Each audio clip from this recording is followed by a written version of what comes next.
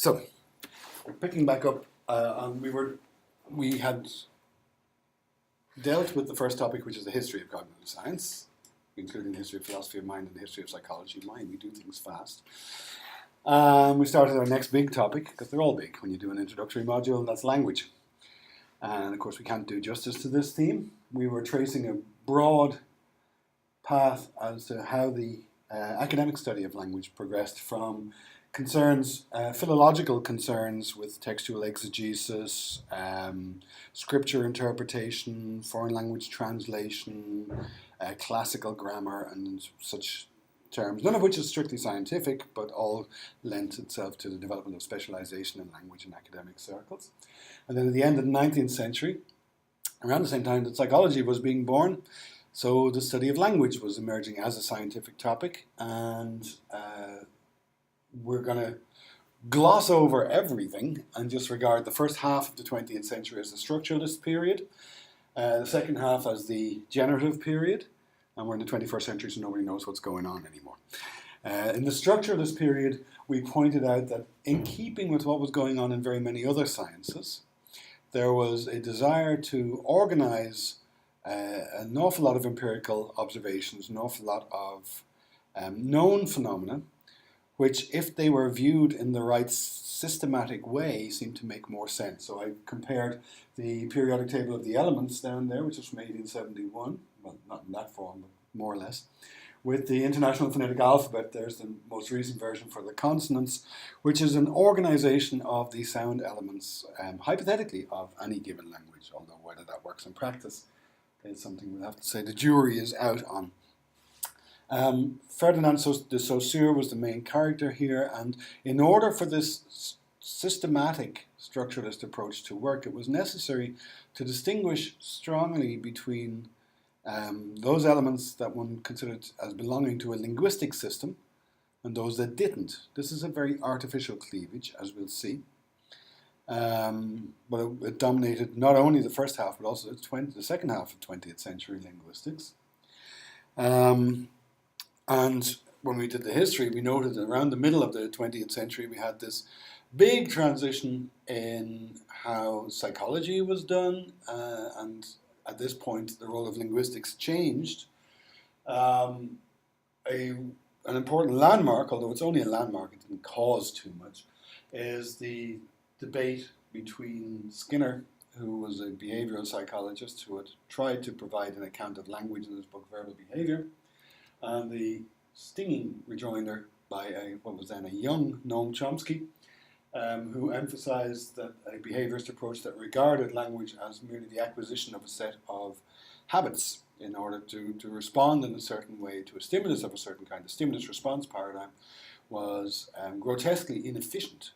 It could never account for the creative way in which language is used, for the fact that most utterances are entirely novel, the fact that one makes infinite use of finite materials. So there was this was a very significant turning point. Of course, the linguistic turn here, linguistic criticism of a behaviorist psychological paradigm, was part of a larger change in which computational metaphors, information theory, came to dominate psychological thinking. And at the center of this was a view of the philosophy of mind, in which it was conceived that reasoning, intelligence, and thought were in some sense comparable to the shuffling of symbols based on syntactic rules. This was Jerry Fodor's language of thought hypothesis, which worked hand in hand with the development of transformational grammar. Now, we covered all this the last time, and we'll be coming back to it. And so profound was the shift in context, this view of mind-brain as a computer, that you'll find in this course I will persistently point out that this is not an established fact.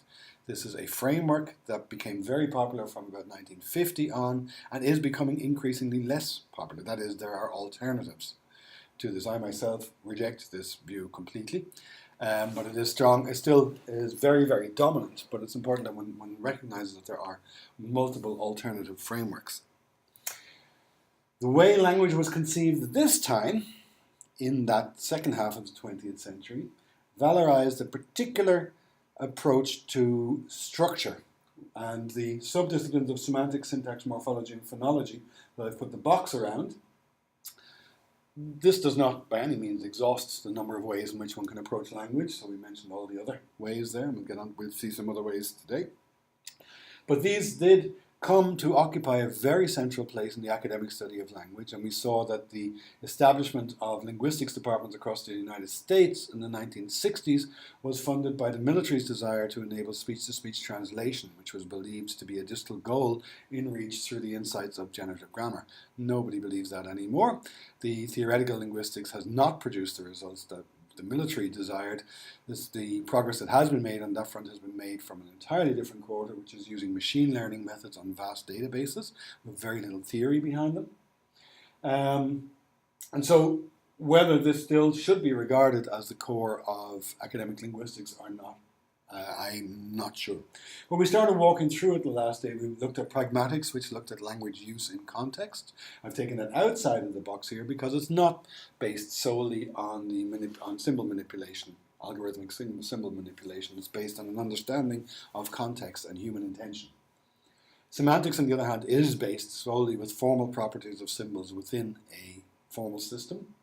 We looked at that. So it is essentially, although semantics purports to be the study of meaning, it is the study of meaning derived of any context whatsoever, the study of meaning within a formal symbol system.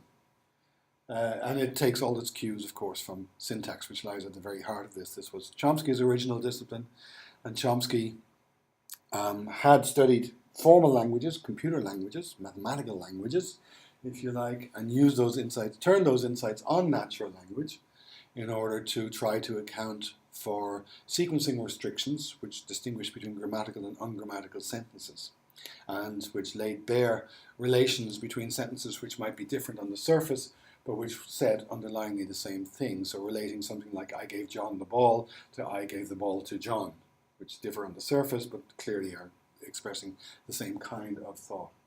We got through that. We mentioned briefly morphology.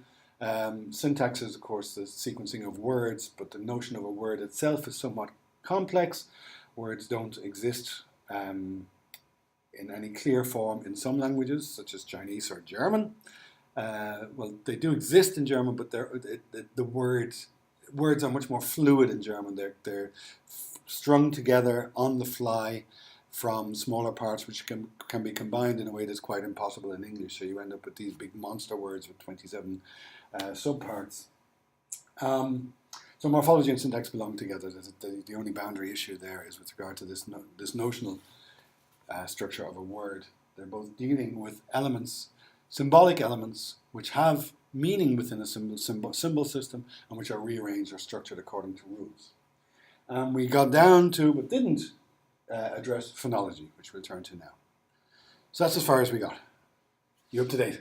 Yeah.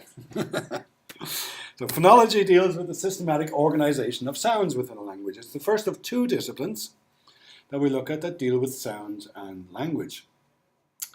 We'll have a look at a couple of examples so you get a sense for what kind of tasks, what kind of regularities, what kind of phenomena phonology aspires to account for.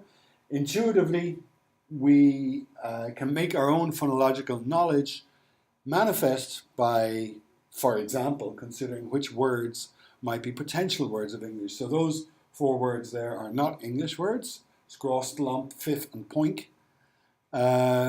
Is scraw a possible English word? Let me test your intuitions. Class is nodding. Yes. Yes, it's a fine word, right? It's stlomp. No. No, why not? Too many consonants. Well, Too many consonants. Or is it the wrong? So if it was stromp, you wouldn't mind too much, would you? yeah, But it's the slump? STL. STL doesn't exist in English. It doesn't exist. And R and L are contrastive in English, which they're not in many languages, including Chinese and Japanese, which is a source of vexation for learners over there. So rice and lice come out as the same. So the same phoneme, but in English we distinguish between them, and we can have an R in that position in English, but we cannot have an L. So, well, there's no other word, there's no other example of it. What about pfiff? No, but it's a perfectly good word in German. So I don't know any language that would allow stlomp, but pfiff is a perfectly good word in German and would have been a good word in Old English, but is no longer. Is that because English has Germanic roots? Yes, yeah. So pfeife is a pipe in German, and we just dropped the F somewhere along the line. Pfiff is a whistle. I think the pip in a whistle still probably comes from that. I'm not entirely sure. What about poink? You guys are okay with poink? Now, I mentioned that there is no STL onset in English. We don't have an example. Poink doesn't have many neighbours either. So we're dealing here, the problem here is not with the onset, but with the O-I-N-K, which of course exists as a child's word oink, as a noise made by a kid.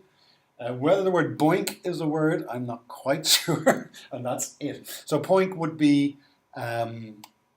probably acceptable to most speakers, but one might argue that this is not all black and white, that there might be shades of grey here. So stlomp is worse than pfiff, which is worse than poink, which is worse than scraw. Yeah. One might argue that. So what we're doing here is we're plumbing our own intuitions. We haven't done any theory here, but there seems to be consensus among speakers that some combinations are fine, some combinations are not, and that this varies in a language-specific way. Okay. Now, in order to do this business of phonology, you need to buy into some assumptions, and one can question any and all of these assumptions. Speech is regarded as encoded in discrete units.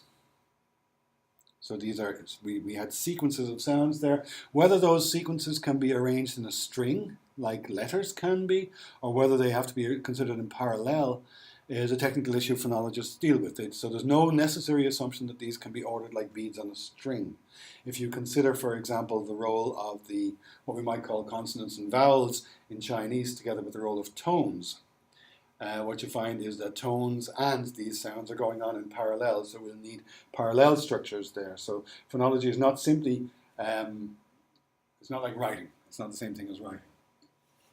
But the idea is that there's a systematic relationship between the physical realization of speech and this underlying sequence of units, and phonologists spend a good deal of time trying to, well, they cooperate with phoneticians in trying to uncover these relationships, but they're more interested in the underlying formal contrasting elements.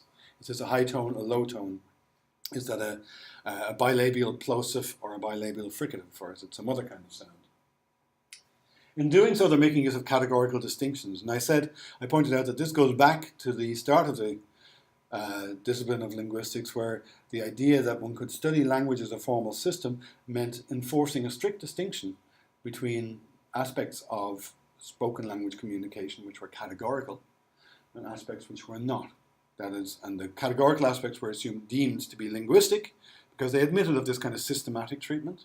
And non-categorical aspects, such as, for example, when I went non-categorical, and I could go non-categorical, and I could do that with any number of levels of gradation. There's not a category. There's probably an emphasis, there's a stress or something there, but it can be manifested in a continuously varying way. So that would be considered to be non-linguistic on these assumptions. As I said, one could fight about the assumptions. So if you buy into this, then here's the kind of thing you do. Phonologists often like solving puzzles. And so here's an example of a puzzle. Let's test your intuitions again. What's the plural of lip? Lips. Okay, what's that last sound exaggerated for me? S. Okay, what's the plural of rock? Rocks. Do it again? Very good. What's the plural of tree? Trees. Mm-hmm. Trees. It's not trees. Yeah, you on board? Yeah. Okay, what's the plural of latch? I knew that wrong. Latches. You're both English speakers. Come on. Latches. Is. So now we got three different forms. We've got s, z, and is. And we can go through the whole list there and we'll find three different forms. Now, scraw is not a word. What's the plural of scraw? Zzz, and you know that already. So if we've got three different forms, and you know how to generate a plural for a form that you've just encountered, there must be some regularity that you've internalized there. Not everything admits of this kind of description, so the plural of sheep is, of course, sheep. That's an exception. We learn those on a one-off and an item-by-item basis, that's quite clear. But a phonologist would then ask, well, how do you know which one to use? What are the properties, what are the formal properties that distinguish uh, the appropriate use of one of these three forms over the other. Any guesses? How do you know? Why was it scraws and not scross or scraws? Scraws. Is it because of the end of the word we have an expectation with those, like the ors? Would we use our experience of other words that end in ors? Yeah, so Use that as a- so peers. Claws. What was the word again? Well, we did scraw. Scraws. Scraw ends in a vowel, aw. So we should be comparing that with other words that end in vowels. Yes. So aw, aws. Yeah, that's fine. But then we still have the SZ, as it were, voiceless distinction to worry about. So lip had the S, which is a voiceless fricative, and it ends with a voiceless consonant. Rock ends with a voiceless consonant, k, not good, and it also had the voiceless counterpart. Tree ends in a vowel, trees, and it has the z, the voiced one. So far we've only found use for the voiceless and the voiced. What is about latch? Latch has latches. Because you have to add the E as well as the S. Why? So ch is a voiceless sound, voiceless stop, affricate to be technical. But it's not latch, it's latches. Well, we might go through and we might look at other ones. So there's one, fudge, which ends in a voiced affricate, for example, and it's fudges. Oh, look, we just found a fourth one. Z. Not latches. No, latches. Sorry, they're both voiced. It's the same one. Latches, fudges, breezes, wretches. So there's a few garages, or garages, depending where you're from. We're not going to solve this. It's an exercise for the... When you get into phonology, what you would do is you would try to look at the systematic organization of the sounds in the way that we saw in the IPA, and you try to figure out, well, what are the features that go with each of these three, and write rules in order to demonstrate it. Here's another example of a puzzle. We'll spend even less time on this. But if you're in Ireland in 2016, you pronounce some of these words differently from your counterpart in New York, and some of them you pronounce the same. So we say New York and they say New York. We say tune and they say tune, right? You are all familiar with that? But we say pure and they don't say poor. It's not poor nonsense, it's pure nonsense over there as well. So, but tune is different and new is different. And so it's not, it's beauty over there, it's not booty. That's different. So clearly there's something going on here. We know which one, well, we can empirically investigate which ones are spoken differently over there and which ones are spoken the same. And if we looked at all the features of them, what we would find out, just to spoil the answer for you, is that if the initial consonant, just before the oo vowel, if it is made at the alveolar ridge, which is just behind the teeth, as it is in new and tune, then we have a contrast that is over there. They say oo and we say ew. And if it's made at the front or the back of the mouth, then we both say ew, like pure or cure. They don't say cour or poor. So it has to do with this. Sounds in consonantal sounds are systematically organized by place of articulation within the mouth. We can identify a particular subset of sounds based on place of articulation that will help us to understand this process.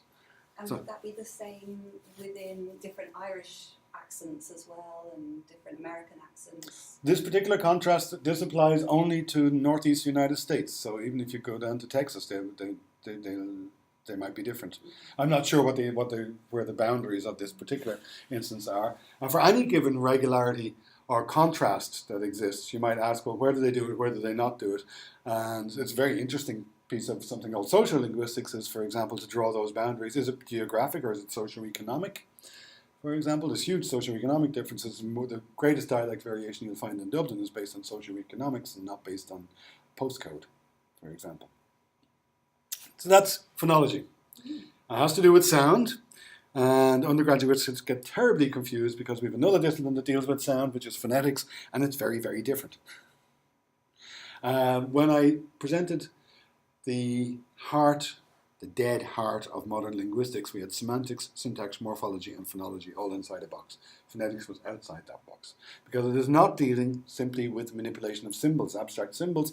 It deals with something physical, which is, oh, come on.